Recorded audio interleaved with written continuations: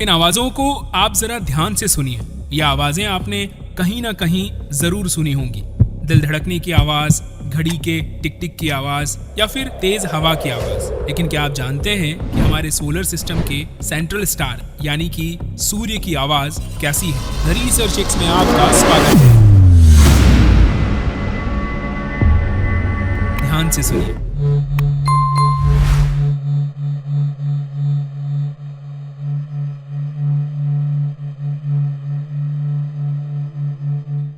अभी आपने जो आवाज सुनी उसे नासा के हेलियोस्फेरिक ऑब्जर्वेटरी से रिकॉर्ड किया गया था। साल 1995 यानी कि 1995 में सूरज की स्टडी करने के लिए इसे रिकॉर्ड किया गया था। साल 2018 में लॉन्च किए गए पार्कर सोलर प्रोब ने सूरज के अराउंड कुछ अजीबोगरीब साउंड को कैप्चर किया, जो कुछ इस तरह से सुनाई देता है।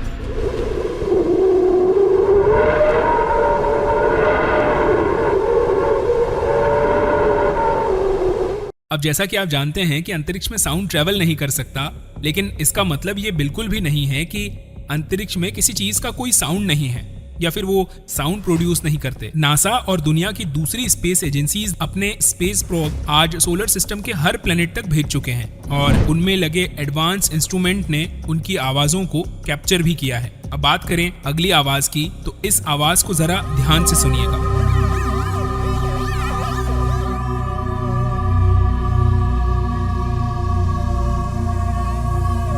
ये आवाज है हमारे सोलर सिस्टम के सूर्य के सबसे नजदीकी ग्रह मरकरी यानी कि बुध ग्रह की। साल 2018 में यूरोपियन स्पेस एजेंसी ESA और जापानी एरोस्पेस एक्सप्लोरेशन एजेंसी यानी कि जेक्सा ने मरकरी की मैग्नेटिक फील्ड और सोलर विंड के साथ इंटरेक्शन की स्टडी के लिए बेपी कोलंबो नाम का एक मिशन लॉन्च किया था और यह आवाज इसी मिशन के दौरान कैप्चर की गई थी। और जब बेपी कोलंबो मिशन बुध ग्रह की ओर जा रहा था तो उस वक्त उसने शुक्र ग्रह के पास से गुजरते हुए उसके कुछ साउंड कैप्चर किए, जो कुछ इस प्रकार है।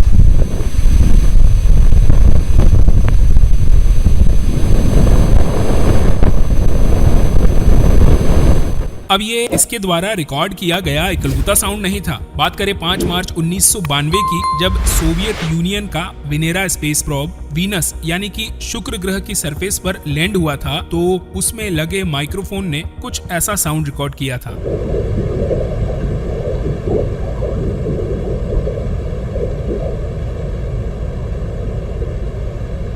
चलिए अब बारी आती है हमारे सोलर सिस्टम के उस प्लेनेट की जहां पर हम रहते हैं, यानी कि धरती की। यहाँ आपने हमारे आसपास बर्ड की सुरीली आवाज से लेकर के हॉर्न की नॉइस और हर तरह के साउंड आपने सुने होंगे और ये हम रोज सुनते रहते हैं। इनके बारे में हमें आपको बताने की कोई जरूरत नहीं है, लेकिन क्या आप जानते हैं कि स्पेस से धरती की कैसी आवाज सुनने को मिलती है? जरा इसे ध्यान से सुनिए।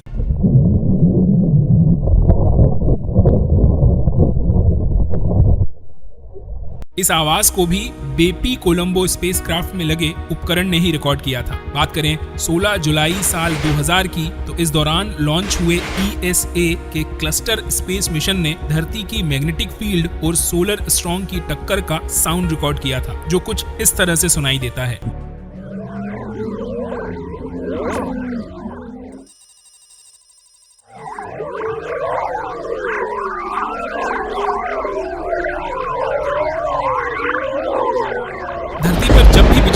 है तो इसकी आवाज इतनी तेज होती है कि वो हमारे कान के पर्दों को फाड़ सकती है और छोटे बच्चों का तो डर कर बुरा हाल हो जाता है। लेकिन जब इसी साउंड को आप स्पेस से सुनते हैं तो ये एक सीटी बजाने जैसी आवाज लगती है। अगर आपको यकीन नहीं होता तो एक बार इसे सुनकर देखिए।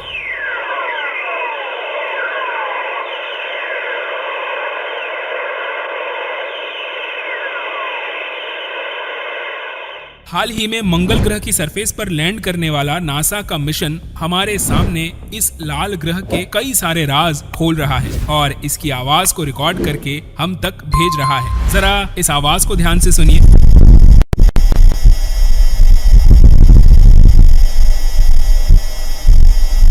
अब अभी जो आवाज आपने सुनी है वो मार्स पर चलने वाली धूल की आंधियों की आवाज है और इसे परसिवरेंस रोवर ने रिकॉर्ड किया था। परसिवरेंस मिशन के दौरान जजीरो क्रेटर में लैंडिंग की गई और अभी कुछ दिनों पहले इसके साथ भेजे गए हेलीकॉप्टर की टेस्टिंग हुई। यहाँ आप उस हेलीकॉप्टर के ब्लेड्स की आवाज सुन सकते हैं।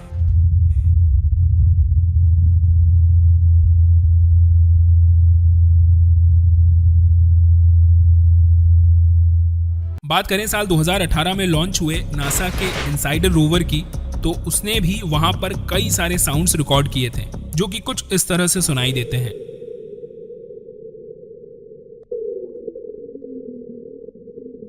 ऐसा माना जाता है कि यह साउंड मार्स पर आने वाले अर्थक्वेक की है, यानी कि यहाँ पर ऐसे ही भूकंप आते हैं जैसे कि धरती पर हमें देखने को मिलते हैं। अब बात करते हैं सोलर सिस्टम के सबसे बड़े प्लेनेट यानी कि जुपिटर के आवाज की। आप जरा इस आवाज को ध्यान से सुनिए।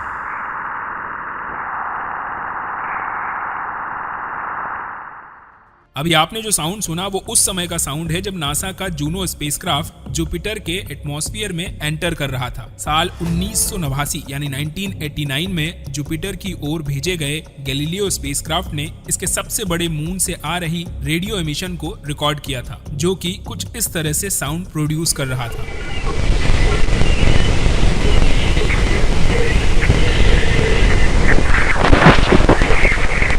इसके करीब 12 साल पहले लॉन्च हुए वॉयेजर 2 स्पेसक्राफ्ट ने जुपिटर की इलेक्ट्रोमैग्नेटिक पल्सेस को कुछ इस तरह से रिकॉर्ड किया था।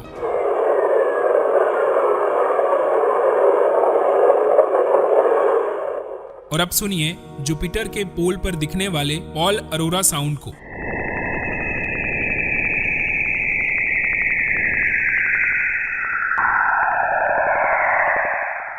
इसके साथ ही नासा के स्पेसक्राफ्ट ने सैटर्न और उसके मून के बीच ट्रैवल करती हुई प्लाज्मा वेव्स का साउंड भी रिकॉर्ड किया था, जो कि कुछ इस तरह से सुनाई देता है।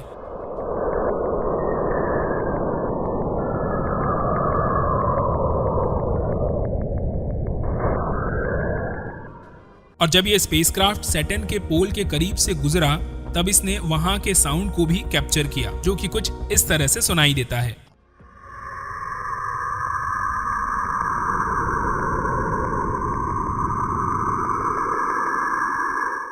अब जुपिटर की तरह ही सैटर्न से निकलने वाली रेडियो एमिशन को भी रिकॉर्ड किया गया था, जिनका साउंड काफी डरावना लगता है। आप एक बार सुनकर देखिए, अगर आपको भी ये डरावना लगे तो हमें कमेंट करके जरूर बताइए।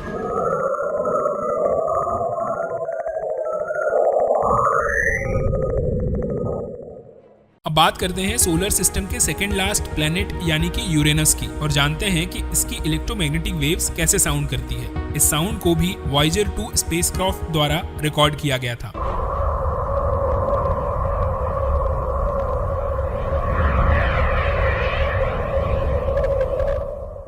अब इसके बाद हम बात करेंगे सोलर सिस्टम के सबसे आखिरी प्लेनेट यानी कि नेपच्यून की। तो इसके प्लाज्मा वेव्स कुछ इस तरह से साउंड प्रोड्यूस करते हैं।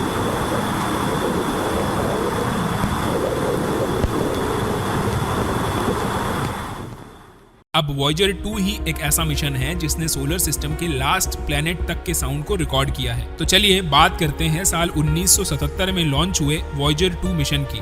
ये मिशन सोलर सिस्टम को पार करके बहुत दूर निकल चुका है और इसने इंटरस्टेलर स्पेस का साउंड भी रिकॉर्ड किया है, जो कि कुछ इस तरह से सुनाई देता है।